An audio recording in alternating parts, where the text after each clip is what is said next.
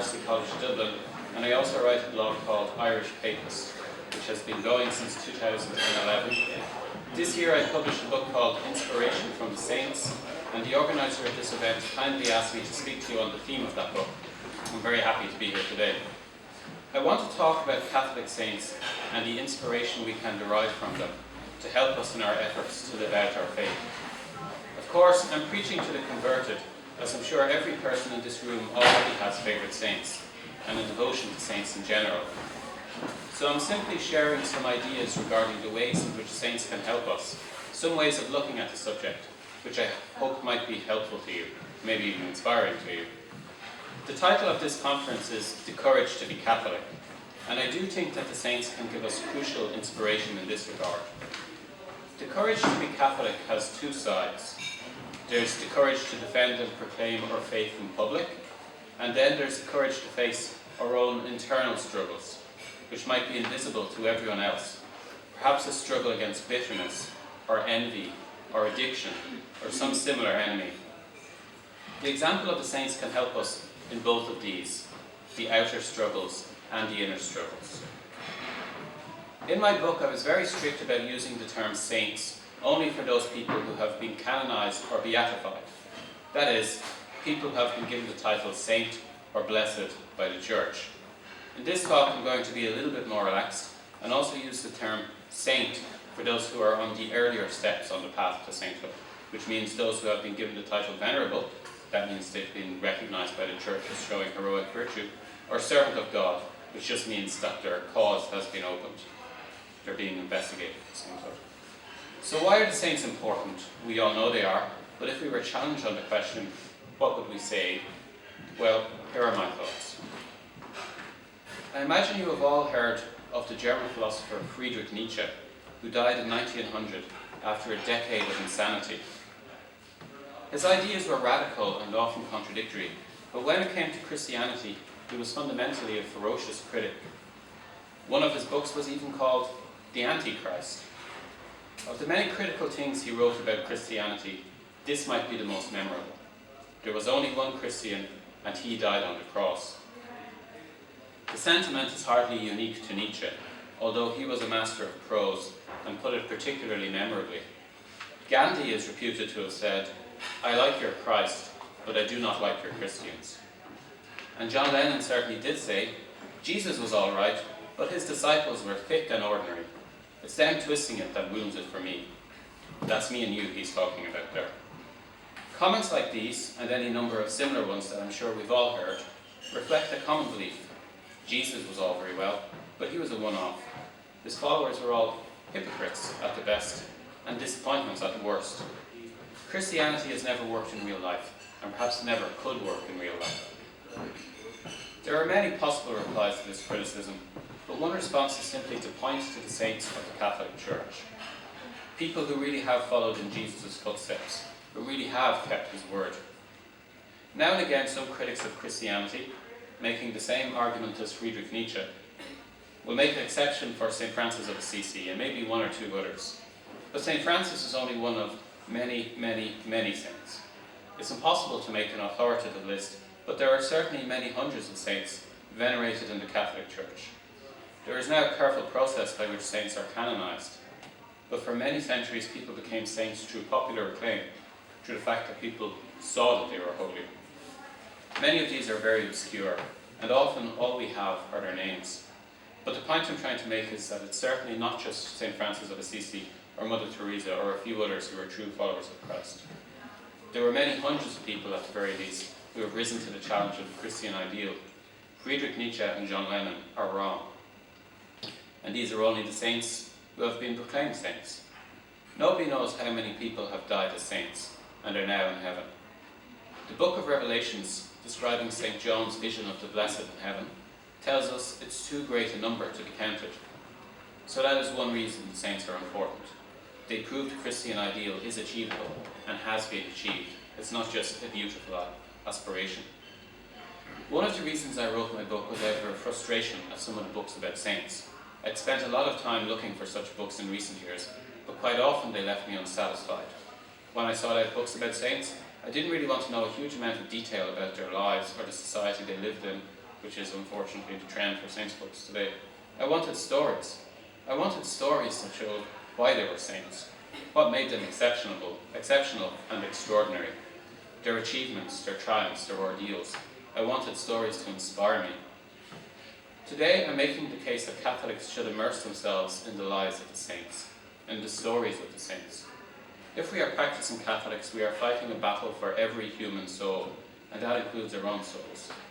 We have to evangelize, and that includes evangelizing ourselves, so to speak. We've all been bombarded every single day, every day of our lives, with a lot of mental rubbish. All the false and tacky glamour of advertising and Hollywood and the entertainment business in general. That's all in our heads swirling around. We can't get it out.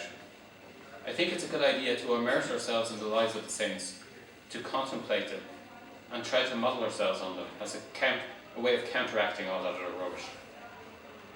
The term I use for this is the evangelization of the imagination. Today, many Catholics are very rightly considering the various fronts on which we can evangelize our contemporaries. Many of them concentrate on evangelization through beauty. This is a fine initiative, but it's not going to reach everybody.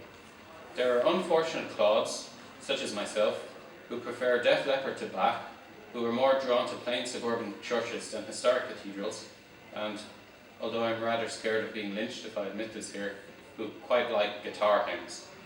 So I don't think evangelization through beauty on its own is sufficient. But I suspect that for every person who is moved by Gregorian chant, there are more who are moved by stories and ideas that capture the imagination. It's my belief that Ireland was lost to the faith by way of the imagination, that from the 60s onwards, the hearts and minds of the Irish people were gradually being corrupted by the allure of pop culture, consumerism, liberalism, and so forth. Catholicism came to seem dull and oppressive, unexciting compared to the promise of a brave new world in which all barriers would be broken and endless new possibilities would be opened. Today, now that the emptiness of individualism and hedonism is becoming apparent, it's an ideal time, in my view, to seek to persuade our contemporaries that Catholicism is actually exciting, challenging, poetic, and ultimately liberating. It's time to recapture the Irish imagination for the Catholic faith, and one way to do this is through the lives and examples of the saints. When it comes to the veneration of saints, as in many other ways, the Catholic Church is a great friend of human nature. As we all know, many of the Protestant reformers in the 16th century rejected prayer to saints, which is of course prayer for the intercession of saints, no different in essence than asking a friend to pray for us. The theory was that direct prayer to God was all we needed. The 39 Articles of the Church of England describe the invocation of saints as repugnant to the Word of God. However, not praying to saints seems repugnant to human nature. This is one of those many areas where our church is deliciously liberal, where it effectively tells us, knock yourself out. The calendar of saints is filled to overflowing with saints of every race, nationality, age, career, educational attainment, and pretty much every other variable imaginable. Of course, there are some commonalities. It's a bit of a cliche to say the saints are completely different from one another. In my opinion, they are actually very samey in some ways. Jesus told us that the way to life was narrow and straight. And when I was researching my book and trying to make it as interesting as possible for the reader, I did find myself confronted with the awkward fact that there is quite a lot of repetition in the lives of the saints. Yes, there are contrasts. The cerebral St. Thomas Aquinas, who spent his entire life thinking and writing, is very different from the passionate St. Francis of Assisi, who was rather suspicious of books and scholarship. But on the whole, the saints are much more like each other than they are unlike. At least that would be my contention. But this commonality is another reason we should immerse ourselves in the lives of the saints. As Christians, we are called to follow Christ, but this presents us with a bit of a problem. We know so little about Christ's life. We only have one brief flash of his boyhood, and the rest of our knowledge often comes from his last few years. Furthermore, the four Gospels very often tell the same stories. How do we follow the example of someone whom we knew so little, and who lived in a world so very different from our own? We're all familiar with the question, what would Jesus do? And we all know that people find very different answers to that question, and often contradictory answers. Well, we don't have to guess what Jesus would do in every situation. St. Paul instructs his disciples in the letter to the Romans, be imitators of me as I am of Christ. As well as the instruction that the Church has given us in its doctrine and tradition, we have a long line of saints who have lived in every age and in pretty much every circumstance of human life. Rather than having to ask, what would Jesus do in this situation, we can very often see what his saints, his most devoted followers, actually did. We can follow Christ by following the saints. Saints are people who have developed a kind of second instinct, a supernatural second instinct, and show us what kind of responses we should seek to develop in particular scenarios. They socialize us, just as children are socialized by parents. As Catholics, we usually know what is wrong and right in theory, from the teachings of the Church, from catechisms and so forth. But we also have to learn about emphasis and priority, just how much emphasis we should place on a particular virtue, how much horror we should have before a particular sin, and so forth. The lives of the saints are a great school for this. Here is an example: attitudes towards sexual sin, towards impurity. Prudishness is often considered a fault today. It might be understandable if we were trying to think out a Christian attitude for ourselves, to decide that we should avoid sinning against impurity, of course, but that we should also avoid prudishness. For instance, that we should be willing to laugh at risque jokes so as not to seem holier than thou or sanctimonious, and we should be willing to watch sexually explicit films which have artistic merit, so as not to be closed-minded. We might take the text from Titus, to the pure all things are pure, and decide that a mature morality means being able to face the world as it is without being corrupted by it. However, when we read the lives of the saints, we come across a very different attitude.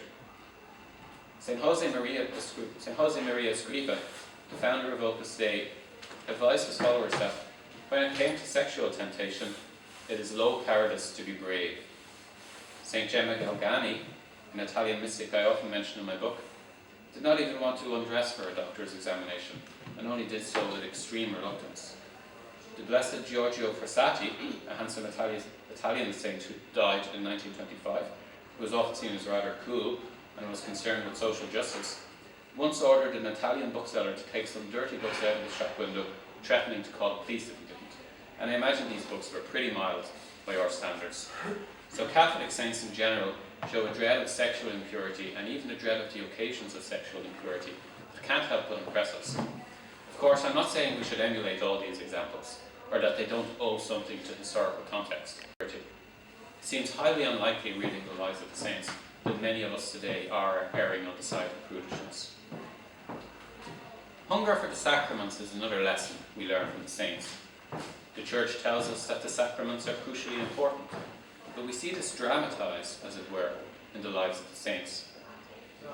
St. Thomas More famously refused to hurry for Mass even when King Henry VIII sent a messenger to summon him. Venerable Adele Quinn, the great Legion of Mary missionary, who will surely attain sainthood eventually, said, I could assist at the Mass the whole day long. And this seems to be true. Here is a description of her delight in Mass from the vice postulator of her cause for sainthood. To be deprived of communion was one of the great sufferings she could conceive, one of the greatest sufferings she could conceive. At one period in Africa, she was a patient in a non-Catholic sanatorium and was able to receive Holy Communion only once a week. She said later the deprivation of daily communion gave her an experience of what hell must be like. When working in her Dublin office, she made it a practice to attend 7 o'clock Mass daily, not returning home for breakfast. Seemingly, she remained in the church until after 8 o'clock Mass, and then went straight to work, having a snack in the office. On Sundays, she normally attended 2 Masses before breakfast and 4 later Masses. And in her African diary, the first entry each day is the number of Masses she had attended.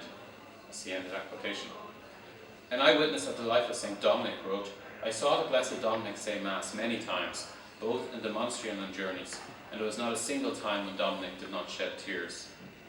Other witnesses have described the manner in which St. Padre Pio or St. Jose Maria Escriva celebrated Mass in such vivid terms that even reading them secondhand can't help but impress us.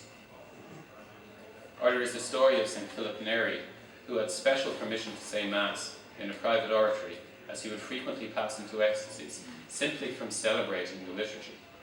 I don't know about you, but when I hear stories like these, it deepens my sense of awe for the sacrament at the centre of our faith, one that we are never in any danger of overvaluing. The same point might be made about the sacrament of confession, when we hear how St. Padre Pio, or St. John Vianney would often spend most of the day hearing confessions. This impresses upon us just how important and precious the sacrament of reconciliation really is. But if I was asked for one single characteristic which united the saints, apart from the obvious one that they were all followers of Jesus Christ, I would have no hesitation in answering prayer. As I was researching my book, this theme struck me more and more. Of course, many others have remarked on this. St. Jose Maria Escrivá once wrote, "A saint without prayer? I don't believe in such sanctity." Since this event is under the auspices of the Legion of Mary, I don't think I can do better than quote the words of the Legion's revered founder, servant of God Frank Duff, who admirably enlarged on this theme in his first publication, an essay entitled, "Can We Be Saints?" It's a long quotation, so I'll tell you when I've reached the end. From reading the lives of the saints, one would conclude that they fall, roughly, into two classes: those who gave themselves to contemplation, and those who spent their lives in active works. In reality, they were all alike. All were souls whose whole lives were prayer. Prayer was their business. Their good deeds were only valuable because they sprang from prayer. They bore the same relation to prayer that the trunk of a tree bears to the roots. Good deeds are a visible part of prayer, and good deeds cannot live without prayer. The present is a period, this is still Frank Duff, when successful appeal is being made to Catholics to show by works of charity the faith that is in them. That the most ordinary act may become holy when inspired by a holy intention is well understood, and the words of Christ himself, assuring us that just as you did it to one of the least of these who are members of my family, you did it to me, draws us powerfully onto the service of our neighbour. The possibilities of holiness here are immense, but it is not sufficiently recognised that a proper balance of regular prayer and good works is essential to perseverance in the latter. There is a tendency to consider good works as prayerful in themselves. Their variety makes them easy, while prayer is difficult. Besides, we like to see results, and usually we do not see the results of prayer. So we reduce our prayers to little or nothing, satisfying ourselves with the recollection that we are doing plenty of practical work for our neighbour. End of quotation. Souls whose whole lives were prayer. I don't think anyone could read up on the lives of the saints without coming to the conclusion that this was their outstanding shared characteristic, that they fulfilled St. Paul's injunction to pray without ceasing. Of course, not all prayer is structured prayer or vocal prayer. The Catechism quotes the words of St. John Damascene, who describes prayer as the raising of the heart and mind to God.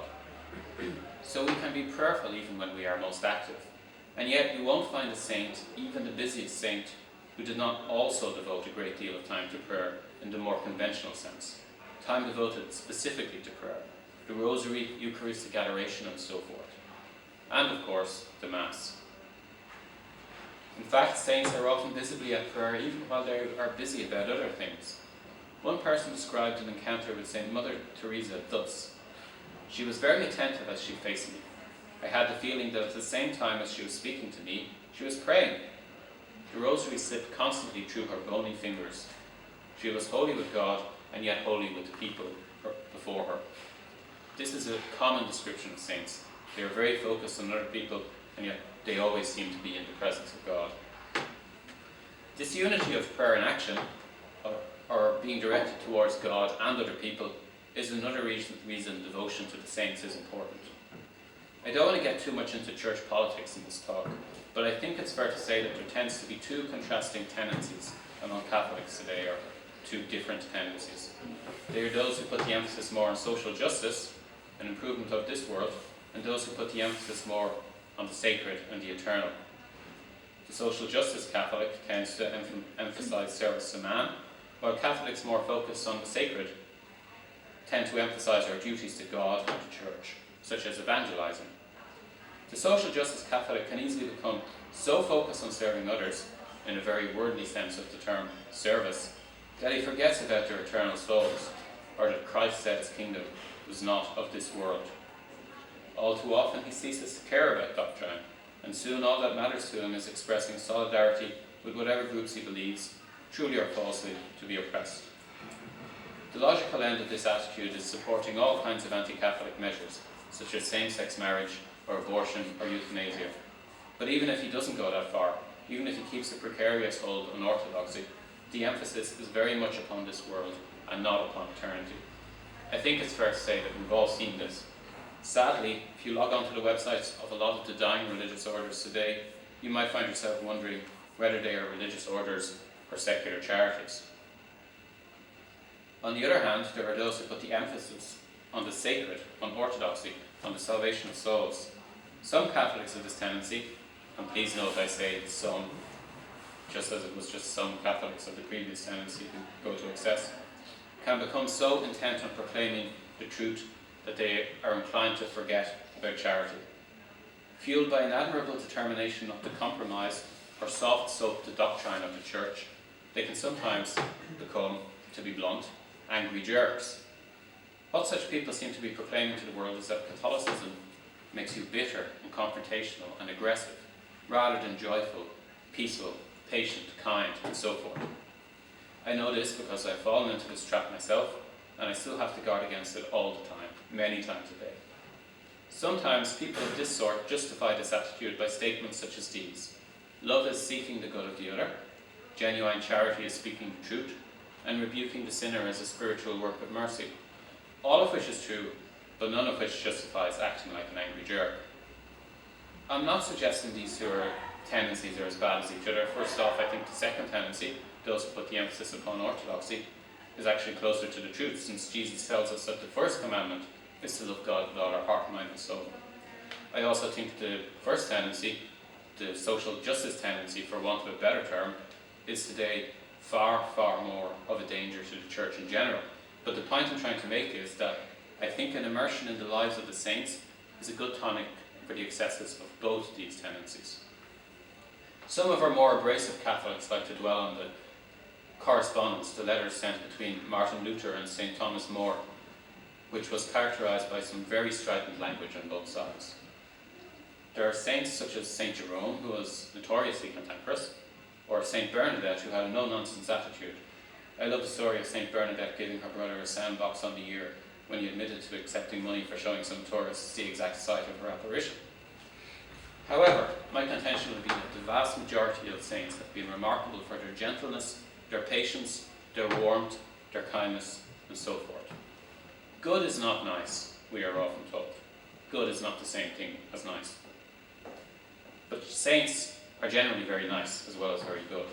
This is a fact I came across again and again in my study of Catholic saints. Very often, even the saints whose reputations lead you to expect they were rather ferocious turn out to have been surprisingly gentle. There are many saintly priests who have embodied the advice, be a lion in the pulpit and a lamb in the confessional, and the same general principle is observable in the lives of saints who are not priests. The most uncompromising orthodoxy combined with the tenderest charity. Here's an example I encountered only recently. St. John of the Cross was a Carmelite friar and priest who died in 1591 and who helped found the Discalced Carmelites. The Discalced Carmelites observed a stricter monastic regime than the other Carmelites of the time. His spiritual writings emphasized the need to purge ourselves of our own desires and appetites, and his own austerities were quite startling. One would expect he was a rather severe type of saint, but this is how one biographer describes him. When, as a superior, it was necessary for him to correct his subjects, he was cautious, lest through impatience or anger he would succeed only in saddening or discouraging them. He made his corrections with much gentleness and charity, and always saw to it that the one being corrected would not leave his presence sad. Another characteristic of his wonderful gracious manners was his custom of asking his subjects for their opinions on various matters or problems which arose. All of this created a holy environment of serenity and of joy in the relationship of friars to their superior. This is what St. Vincent de Paul said regarding gentleness. God grant all missionaries the grace of accustoming themselves to treat their neighbours both publicly and privately in a meek, humble, and charitable manner, and never to employ invectives, reproaches, or harsh words against anybody whomsoever. He also said, I have never succeeded when I have spoken with the faintest suspicion of harshness. I have always noted that if one wishes to move the mind, one must be ever on one's guard against embittering the heart. This is what St. Jose Maria Escriva said about rebuking sinners. Nothing is gained by ill-treating people. When they are souls who need help, good advice, We are not going to treat them badly. They are spiritually sick, just as there are others who are mentally or physically sick. Don't ill-treat them ever. Is that clear? I could quote many other examples of other saints remarkable for their gentleness, and who advocated gentleness. If you suspect I'm overstating the case, make the experiment yourself. Investigate the lives of the saints in depth. I'm confident you will find this is true. Why am I stressing this point so much? Because we live in an era when the church is being relentlessly attacked from outside and also undermined from within. We all know this. The temptation to react with rage, bitterness, and negativity is enormous. I advise we look to the lives of the saints to find a better response, to not only be as wise as serpents, but as gentle as doves. Another reason to read the lives of the saints is because it increases our faith. One of the arguments I often make for the truth of the Catholic faith when I'm arguing with non-believers is the lives of Catholic saints. Sometimes this is in the most straightforward sense of miracles. We can look at the life of someone such as Blessed Solanas Casey, an Irish-American Capuchin friar who died in 1957. An amazing number of miraculous cures and other supernatural favours are associated with this man, not only after his death, but during his life. They are very well documented. You can log on to YouTube and see people who are still alive giving accounts of them on camera. This is not some figure lost in the mist of history. But it's not just obvious miracles I'm talking about. Very often reading the lives of the saints, we can see the operation of providence in a way that's difficult to dismiss. The history of the Legion of Mary itself is a case in point. Like so many saints, Frank Duff had faith that God would intervene at the necessary moments, and we can see it happen again and again in the history of the Legion. Indeed, he wrote a pamphlet called Miracles on Tap about just this very phenomenon. Another reason to read the lives of the saints is that the examples of saints help us to bear our trials. The line from Hebrews, whom the Lord loves, he disciplines, he scourges every son he acknowledges, can certainly be seen in the saints' lives. Let me take the example of Blessed Solanas Casey again. He struggled with his priestly training to the extent that he wasn't ordained a full priest, but rather a simplex priest, which means he was not allowed to hear confessions or preach homilies. And in his Capuchin monastery, he was usually given jobs which were not generally given to priests, but rather to lay brothers, which he could have seen as being very humiliating. For instance, he worked as the porter, greeting visitors to the monastery, but this was the very job that God used to operate through him, through his ministry to these people and various miracles that he performed for them. And we very often see this pattern repeated in the lives of the saints. It isn't just a case of the saying, into each life some rain must fall, which is obviously true. It's much more pronounced than that. Almost every saint seems to have been sent some very particular cross to shoulder. The pattern is very clear. Nothing could be more encouraging to us in our own trials, to not only endure them, but to find meaning in them, see them as a route to our sanctity. I want to finish, not with my own words, but with the words of my beloved G.K. Chesterton, my favourite writer who is himself being investigated for sainthood. This is spoken by a character in The Ball on the Cross, a novel that he published in 1909, and it's the context of a debate between a Catholic and an atheist, and obviously it's the Catholic talking now. You cannot deny that it is perfectly possible that tomorrow morning, in Ireland or in Italy, there might appear a man not only as good, but good in exactly the same way as St. Francis of Assisi. Very well. Now take the other types of human virtue, many of them splendid. The Elizabethan gentleman was chivalrous and idealistic. But can you stand still here in this meadow and be an English gentleman of Elizabeth? The austere republican of the 18th century, with a stern patriotism and a simple life, was a fine fellow. But have you ever seen him? Have you ever seen an austere republican? Only 100 years have passed, and that volcano of revolutionary truth and valour is as cold as the mountains of the moon. And so it is, and so it will be, with the ethics which are buzzing down Fleet Street at this instant as I speak. What phrase would inspire the London clerk or workman just now? Perhaps that he is the son of the British Empire, on which the sun never sets. Perhaps that he is a prophet's trade union, or a class-conscious proletarian something or other. Perhaps merely that he is a gentleman when he obviously is not. Those names and notions are all honourable, But how long will they last? Empires break, industrial conditions change, the suburbs will not last forever. What will remain? I will tell you, the Catholic saint will remain. Thank you.